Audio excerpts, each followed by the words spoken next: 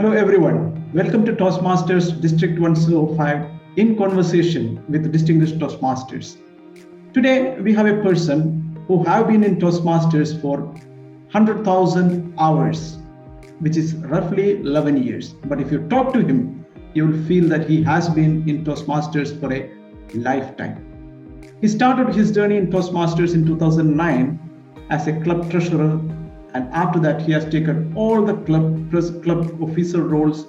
He has taken area director role, division director role, district director role, and today he is region 11 advisor.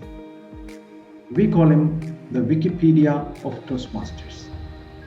And the thing that I like about him the most is that you look at him, he'll be always wearing a beautiful smile. If there is an award for Mr. Congeniality in Toastmasters, I would recommend him for that. So let's welcome Toastmaster DTM Sunil D. Kottarathil. Welcome, Sunil. Thank you, Ravi. Thank you very much for those nice words. It's indeed a pleasure to be part of this conversation initiated by District 105. It's my privilege. We are here today to draw from your enormous leadership wisdom. So before we get into that, I want you to explain something, because most of the Toastmasters do not know what a region advisor is. So can you please explain what's your role as a region advisor, where it sits in the Toastmasters hierarchy, and what is it that you actually do? Hi, Ravi. The region advisor's role is to support district leaders, guide them, train them, advise them to ensure the success of the districts by following the district mission. Now, a region advisor will be assigned to support a maximum up to 8 districts. If you look into region 11, there were 8 districts in our region till 2 years ago.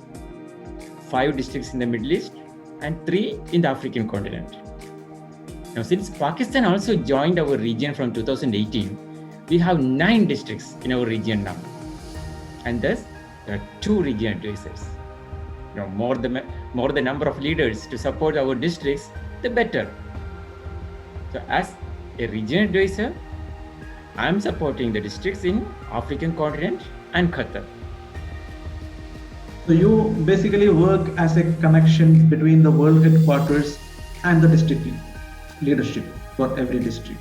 That you will be like making them as Toastmasters want them to be, the district leadership, right?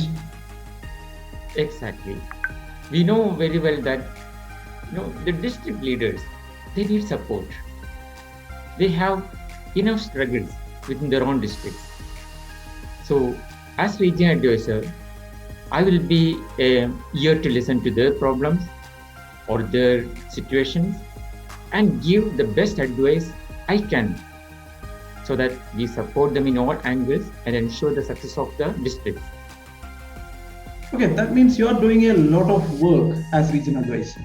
And why are you so invisible? Because we know who is our area director, we know who is our district director, we know who is our international president, but most Toastmasters don't know who is our region advisor. So why don't you come to the forefront? Why don't you make yourself known to the Toastmasters? Why are you playing in the background always? Okay, as I mentioned, the region advisor role is to support the district leaders in achieving success. So as a region advisor, it will be my pleasure to see the district leaders I'm supporting get maximum visibility than myself. So all the district leaders are stars.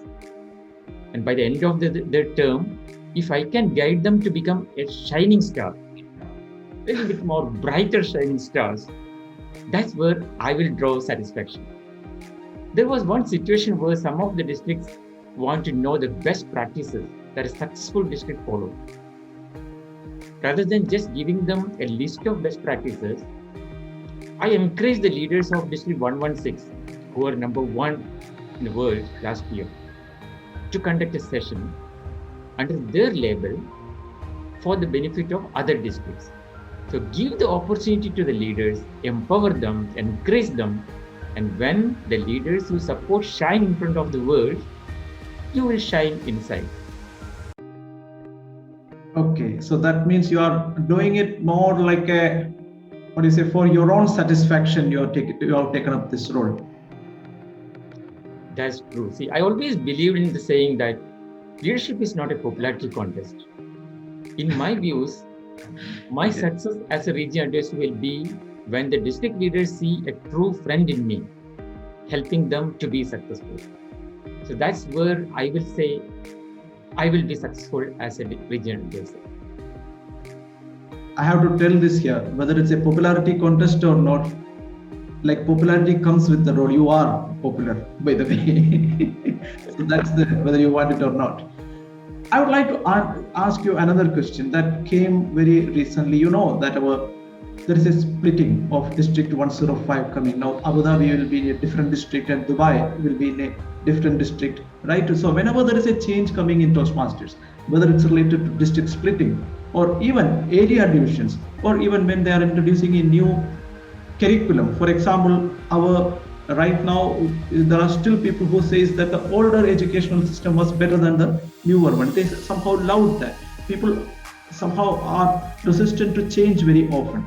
So why do you think so many changes are happening, and how these changes are like, how can we make people accept this change and convince them that it's for their good? So what's your opinion on this frequent changes that's coming? That's a good question. The changes are inevitable. It will happen whether we like it or not. Now, coming to the reformation part, reformation is part of growth. That's how I will see it. When a district grows beyond a certain volume, it's necessary to reform. So if you're seeing regular reformation in a district or region, or even in an area, splitting an area into two, that's the indication of exceptional growth. So in last 10 years, we have seen the single district in the whole Middle East reformed into 5 different districts. So we, as members of this region, we should be so proud that we keep growing. So as true leaders, we can utilize the positive indication of growth for a better cause among the members. Now, one of the districts I'm supporting this year is growing in a rapid pace. District 94, spread across 15 countries in West Africa. They have grown almost double in last 4 years. As the time to reform is fast approaching, we were exploring the ways how to utilize this opportunity to spread awareness among the members and leaders across the district. In last few months, the district leaders were promoting the growth and encouraging the members to brainstorm on the reformation process. The benefit of growth. See, that's how it should be promoted. What I foresee in that district is an exceptional growth driven by a group of empowered leaders who will utilize each and every opportunity to spread awareness and empower their members. So regarding the change, I can say when the members are not aware, they will resist. But when the members are made aware, they will support. And it's the duty of the leaders to make them aware that it's for success, right? It's everything is for their own good. Because often I have seen even the people who are in leadership positions, they themselves are mentioning that, oh, it shouldn't have been done, this change. Sometimes that happens too. Anyway, you have been, so the last position before that which you have taken was that of a district director for 105, and you have completed that term with tremendous success. We all know that. One of the questions that I would like to ask about, there are very capable people, like we all see all around, we see that in Toastmasters, very capable people who want to do things, but they don't want to stand for elections because they're afraid they will fail. And they can't take the defeat. Maybe that can be the one reason, I don't know. But very often they don't just come up and stand for elections to the position. So how can we make people, all those who are having that capability, to bring them to the front, make them leaders, because the number of nominations are often very low from the club level mostly. So how can we make them interested in leadership? What is your viewpoint on that?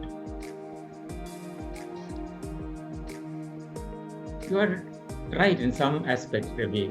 I will say there is a hesitation for leaders, capable leaders, to come forward and nominate themselves for the higher leadership position. In my opinion, there are two main reasons why capable leaders do not come forward to take up higher roles. The first one I will say will be lack of awareness. Second, I will say will be restrictions or prevailing boundary conditions in the district. See, about lack of awareness, members are not aware of the benefit of the leadership roles. But this can be tackled easily through series of education sessions, awareness sessions, workshops. That's comparatively easy. However, the prevailing boundary conditions we built over the years in the district, in the division, in the area, that can be a major barrier. It may take more effort to break those barriers. Knowingly or unknowingly, through our own actions, we develop a culture shift in the society around us. So it's very important that we develop a culture of transparency, promotion in our respective units, say in a club or in an area, division, or even district. How we can encourage the members, how we can empower them. Or just to put it in simple ways, Ravi, let us just ask loudly a few questions. Say, are we promoting the leadership roles in a positive way? Or have we created an atmosphere to encourage the leaders to come forward and take up higher level leadership roles? Whether it is in our clubs or area, division, or even district. Now, when a member expresses his or her interest to take up a higher level leadership role, do we really encourage that move and support? Or do we indirectly discourage them from taking up the leadership roles? Do we indirectly send a message that the members need approval from some senior leaders to nominate themselves for higher leadership role? See, all this can be an indirect way of discouraging or inducing a fear, as you mentioned, in the members for coming forward and taking up the role. That fear. See, we always say, do the icebreaker and get rid of the stage fear. Same way, we may need an icebreaker for our leaders, capable leaders, to come forward and take up the leadership role. So, in brief, my concept will be, or what I followed earlier will be like, empower more, restrict less, if you want to see the results. Okay, I mean that's a good good reply, that you need to keep empowering the leaders. But I have a feeling that in your specific case, you are self-empowered. The reason why I'm saying is this. Okay, I'll tell you the reason.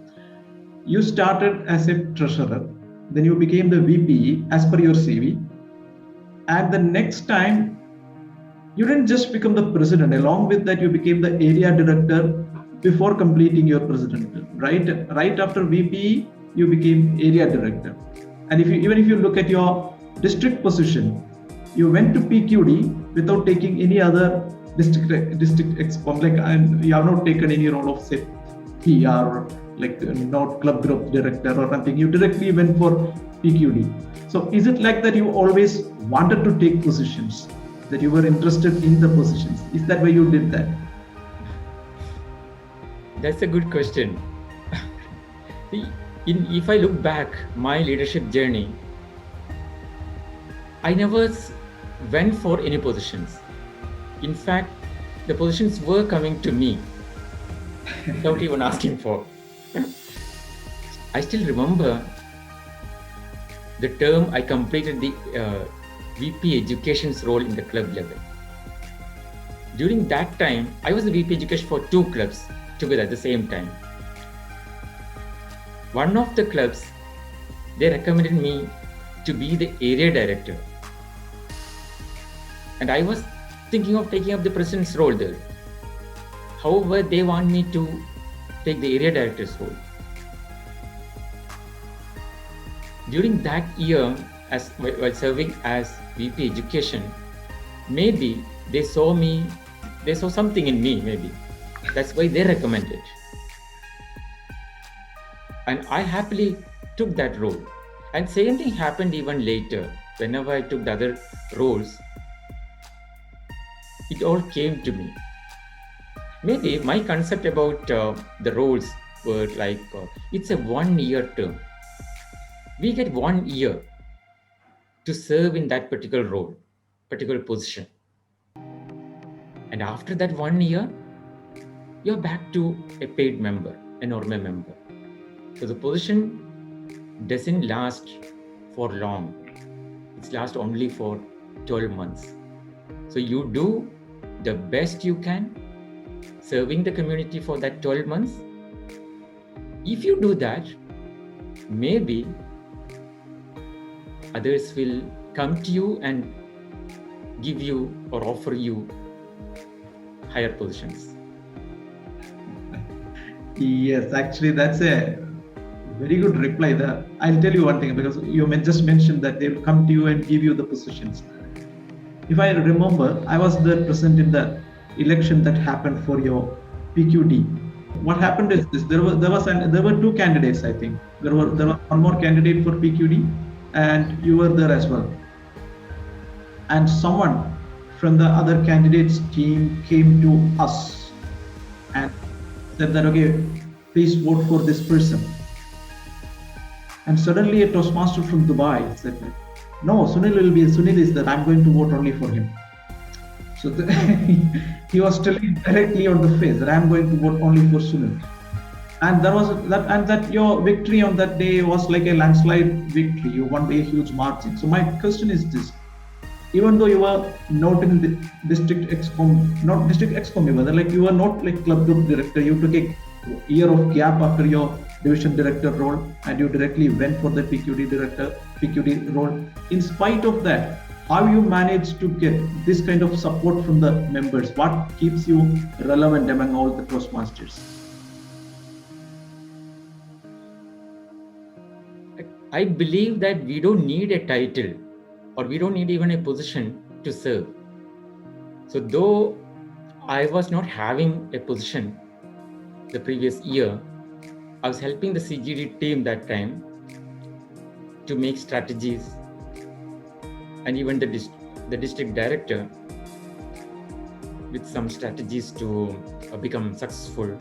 So all this experience of being at the district level and closely associate with the district team, that helped me. Whatever you do, people are watching and they're aware of it. They can judge what's good, what's bad, and what can make an impact, what doesn't make an impact. People are good. We have a lot of brilliant leaders in our district who can assess very clearly. And they are seeing it. They're seeing your actions. They're seeing all of our actions. A year before, the district PR manager requested me to help him. So I was closely doing all the help to the district PR manager. Nasaf was the district PR manager that time. So was communicating with the district leaders, helping in making the district's promotion the best way we can. So though it was not my role, while helping the district sincerely, those work that will be seen and will be rewarded in one way or other way later in your life. So whatever good things we do, it will come back to us. When you mention that it helps you in some way or the other in your life, it will come back to you. I would like to ask your whole journey in Toastmasters, the skills that you have learned from Toastmasters. Did it help you in your life outside Toastmasters in any way? Can you at least tell one instance where it helped you really? It's a known fact that whatever we do in Toastmasters, whatever we learn in Toastmasters, it helps us in our life. In fact, anything we practice in Toastmasters, especially the leadership journey, that helps a lot to refine us as a better human being. So if I'm able to speak in a calm way, if I'm able to continue putting that smile on my face, there's a lot of contribution from Toastmasters leadership journey in that. If I'm able to drive my colleagues at office, if I'm able to build a rapport with my family members, especially my daughters and all, it's all because of the leadership experience I gained by serving in the leadership roles in Toastmasters. Okay, that's interesting to know that that smile has got something to do with Toastmasters, because I felt that you have never been angry in your life. That's the feeling that I got whenever I talk to you.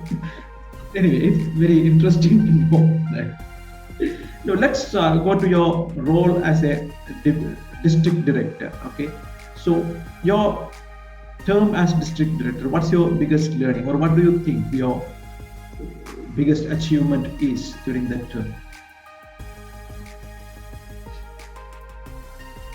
It was a great responsibility on my shoulder to lead District 105 in its first year of reformation. But it was not an accident. We knew that a year ago, when I was elected as a PQD during the DTAC held in Abu Dhabi. The year as PQD was well utilized, I will say, at least I believe like that, to ensure that we build a strong foundation for the new districts.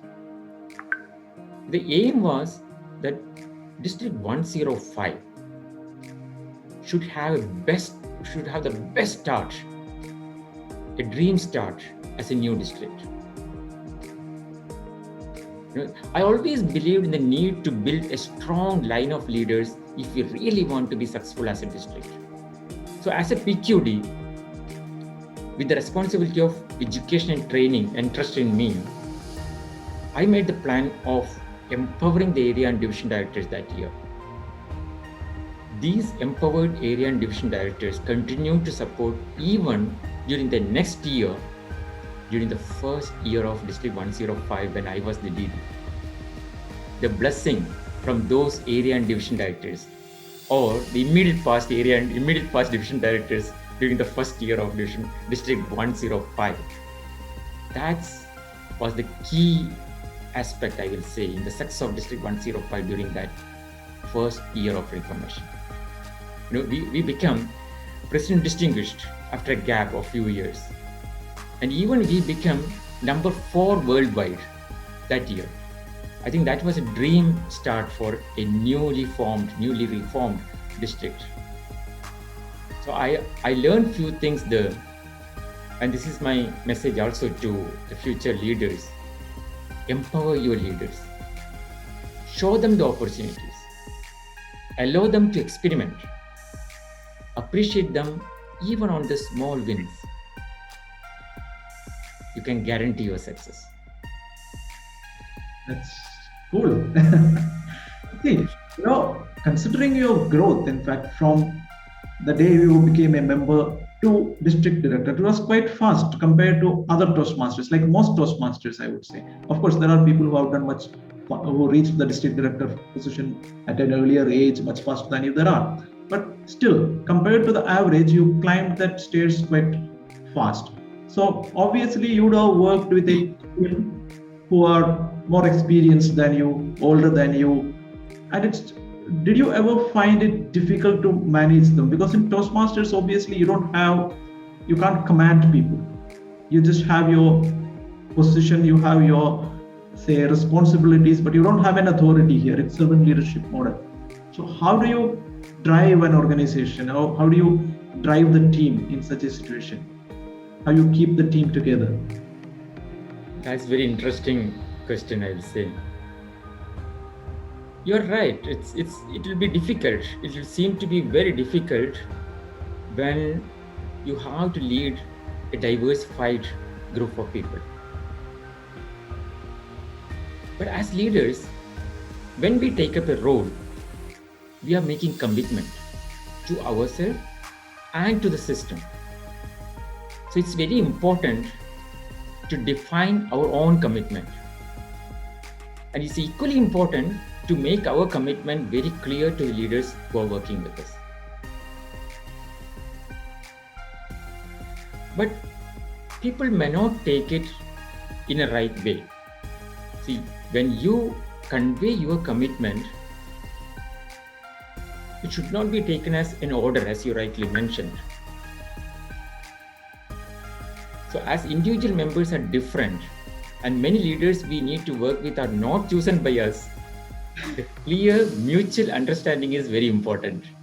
So you have to build the mutual understanding. Now, in my case, I always set clear working strategies with different type of people according to their nature. I'm very comfortable with leaders who are eager to learn and grow. I build rapport very easily with them.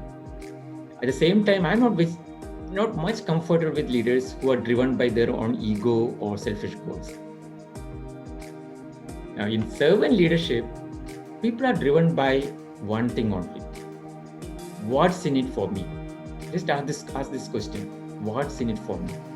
Imagine when you're dealing with your leaders, your area directors, division directors, when you're in DD position or PQD position, or when you're a club president, imagine that your ESCOM members are asking this question: what's in it for me? If you have an answer to tell them as their friend, genuinely connecting with them, then you can be a successful leader in the servant leadership. Okay, yeah, what is it for me? Yeah, that's definitely very important indeed. Probably that's why some Toastmasters are leaving, because probably any organization, it's not for everyone. Some people might feel that, okay, this is not the organization for me, so they leave. So find the value, they stay. And I think it's our responsibility to show them the value, that there is something when you take the leadership role, and there is something for you when you start doing projects. We are not able to convince them. Probably that's the reason why we are struggling with membership as well. That's my personal feeling, because I know what I gain, but many Toastmasters don't feel that they are gaining anything from Toastmasters. I have seen that. That's very true. I always believe that, one thing we have to realize that Toastmasters education program is like an ocean. It has everything in it. It's up to us to choose what we want. Now again, we should ask ourselves, what's in it for me, or what I want really, or what's our commitment to ourselves. If you know that clearly, you can find that in Toastmasters education program and go for it. Whether it is the communication track, whether it is leadership track, whether it is a position, whether it is not a title, just as helping some leaders, anything, you have the opportunities everywhere. You don't need even a title. You don't need even a position. You can just reach out to the district leaders, like I mentioned, to the PR manager, helping the PR manager or CGD group or DD without having a title. You can just help them, and you can draw a lot of satisfaction by helping the district team. And in the process, you can fulfill the commitment you made to yourself in your own growth path. You just mentioned that it's like an ocean. I would rather say that Toastmasters is a laboratory for me. So any skill that I want to practice, I can keep practicing in Toastmasters. Like, they are not going to judge, they are just going to tell me how to improve. And because in the real world, you can't go and fail, right? In the boardroom, if I'm making a presentation, I can't fail there. But in a Toastmasters club, I can fail. So I think I'm using it as more as a laboratory. So maybe I don't want to practice everything. There are communicating in media. If I don't want to do it, I will not practice that. But any skill that I want to practice, I would select that particular manual or something related to that. and I will start practicing that. I think that's the way I see it. Anyway, you can use Toastmasters in any way you want to. You have spent so much time in Toastmasters. Like, what is the primary? Did you achieve the goals? Okay, did you achieve the primary goals that you had when you joined Toastmasters? Why did you join? Did you achieve that? That's what I want to know. Like many of the members, I also joined by accident. Okay. Okay. In fact, there was no goal when I joined. I just happened to be in that room where the ISC Toastmasters Club was getting chartered.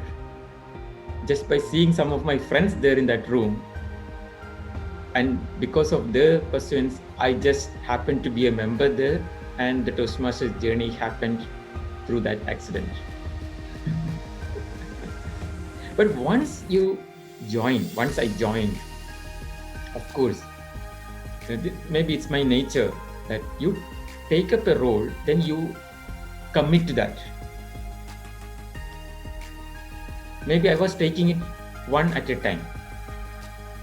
The first year was a treasurer in ISC Toastmasters Club.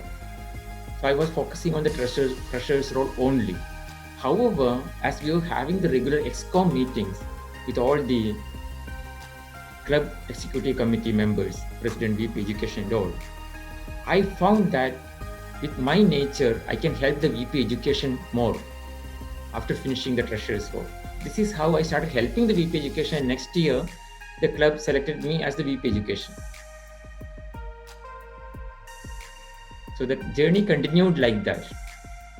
You keep finding a way to help the people around, and people found that I can be used or I'll be fit for this particular role, and they suggested that. So journey continued like that, but always in my mind that 12 months, that 1 year, how I can make an impact, a positive impact during that 12 months period. That was the focus.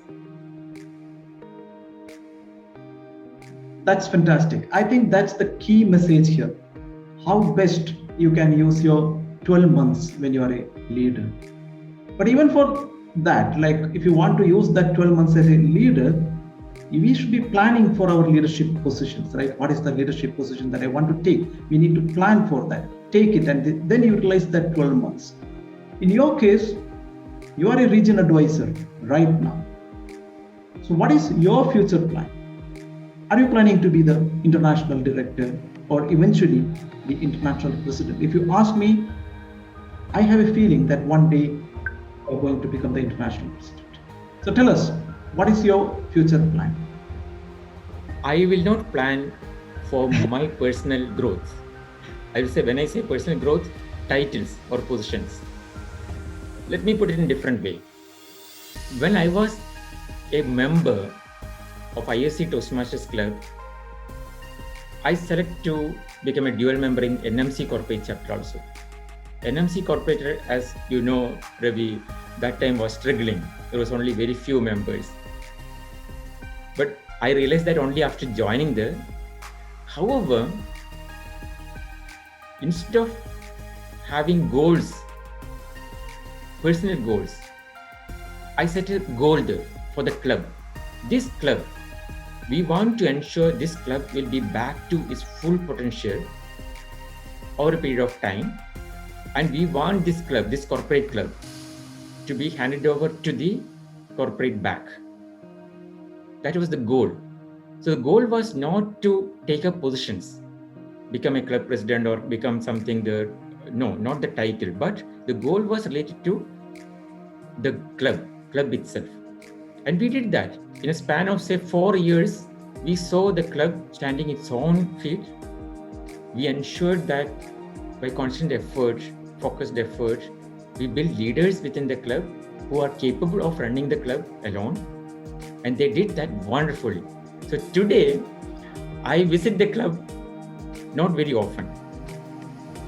So even if I visit the club, they don't recognize me as the district director or region advisor or my title is not important there. And the members remember me as their friend, as their past member. That's the I will take it so proudly that rather than attaching me with a title, they are seeing me as their one among them, a helping hand, one who can reach out anytime, one who is there sincerely for the growth of the club. So the same is the concept whenever I have taken up the role at the district level. Say district level, the district's growth was the goal. Ensure the best foundation is given to the district. Ensure the leaders are empowered in the best way so that they can lead the district in future. And same is what I am doing now also. Ensure the district leaders I am supporting are empowered with knowledge, with experience, with some best practices by which they can become shining stars in their district in future. So when they shine better, of course, you shine inside, as I mentioned earlier. What I feel is that we all learn in different ways. You have mentioned the focus on mentoring right now. Yes, many people learn a lot with mentoring. But in my personal experience, I learn a lot by looking at people, what they are doing. For example, in your case, I mentioned in the beginning that I call you the Wikipedia of Toastmasters, and it's not just me. There are many who call you that. If I have a question in my mind about Toastmasters, any doubt about any protocols, and you know that I'll come to you, I'll call you, and you will explain to me. Okay, this is the way it needs to be done. And the moment you explain it to me, most often I won't even go to Toastmasters or Google or check that, because I have that kind of trust on you. I have a feeling that you know everything about Toastmasters. So one question that I have here is that how you manage to be the person who knows everything, a person who has got a tab on everything that is happening in Toastmasters. How do you do that? I think I will attribute that to my engineer's blood in me. It became a habit maybe from earlier when I was approaching my projects at work front as an engineer, that go deep into the scope of work, go deep into the specification, have very clear understanding by going through the specifications and scope of work again and again, the requirement, client requirement, all, so that you will not make a mistake during execution of the project. And especially the field I'm working in, the oil and gas construction sector, you can't afford to make a mistake. If you make something, there will be a huge impact on cost and schedule front. So it's almost a big no, even making a small mistake. So this is the habit, the engineer's blood or engineer's habit, knowingly or unknowingly, I have inculcated in me. That may have a contributing element towards this. So what happened was, I still remember the first year as treasurer. I happened to be a treasurer accidentally. The role was imposed on me, but once I have taken up the role, I have made a commitment. Now how to make that commitment fulfilled? Now, how to do that? You have different ways. One, you can just ask the people and just follow them. Whatever they say, you can follow them. Second, my engineer's mind will not do that. My engineer's mind will go through the specification, go through the Toastmasters website, go through the manual. You used to get a manual that time when you are a treasurer. So go word by word, line by line, understand the full concept, and then start implementing your role, duties, whatever expected from you. So this became a habit. So same thing continued later also. Whenever I have a commitment towards certain role, certain goals, or certain requirement, a commitment with our fellow members, this became a habit. Refer to the protocols, policies, website, the book, the manual, the leadership handbook. So it became a habit. And even before answering someone, rather than recollecting the answer from my mind, I will again go back to that, reinforce this again, and if possible, I will empower that member who asked the question with the relevant section of protocol, rather than just saying that you take that as per protocol 9 so and so clause, this is the answer. So that making that habit, maybe I will say this all came from that engineer's mind, or how I used to deal the projects at my work front. I actually remember you saying before that whenever you have a doubt, go back to Toastmasters. So, which means you have any doubt, you don't ask another person because maybe his knowledge is also not correct. So, read the manual, go back to the original Toastmasters document. There lies the answer. Maybe, like when I get a question, I ask you. Probably what you are doing is that when you get a question, you refer to Toastmasters. Maybe that's the reason why you are updated. Anyway, thank you for that. And my advice to all members will be same, that even when I say something, even I reply to your queries, don't take it by face value. Go back to Toastmasters manual, go back to the policy protocol, revalidate it, and then take it. So I will be so happy if the member says, as per protocol so and so, the answer is so this one. Not as per Sunil, the answer is this. Yes. Again, I will say, see, it's not about making you popular. No, the answer is there in Toastmasters. Sunil is not the ultimate answer. Toastmasters manual, website, protocol, that's the ultimate answer. That's fantastic. Now see, you have achieved a lot as a servant leader. So I would like to ask you, what's that one message that you would like to give to the upcoming leaders? So far from the conversation, what I have learned the most is this, that if you have that 12 months in a position, make the most out of that. But that's what I learned. That's what I learned personally. So what is it that you want to tell to the leaders? Your one core message. If you really ask me, Ravi, there are a lot of things to say. However, the one thing I will tell our members or remind our members will be, never settle for average when you can be iconic. This is a quote from Robin Sharma. I really love that. If you see the way we treat our new members, we follow till they complete their icebreaker, till they take few roles. However, see, the continuous mentoring process lacks sometimes. Especially if you see a member takes up a leadership role, I have seen we are hesitant to train them or mentor them in the right path to become the best leader. If we continuously mentor the leaders we select, the area directors, club presidents, instead of just giving them the training, a continuous mentoring can really help building a strong set of leaders. So this initiative can be there from the senior leaders or the experienced leaders of the districts, past district directors and all. At the same time, that willingness to learn can be there from the elected leaders also. So the members, don't settle for average. You have the potential, you have the power in you to be iconic. Don't miss that chance.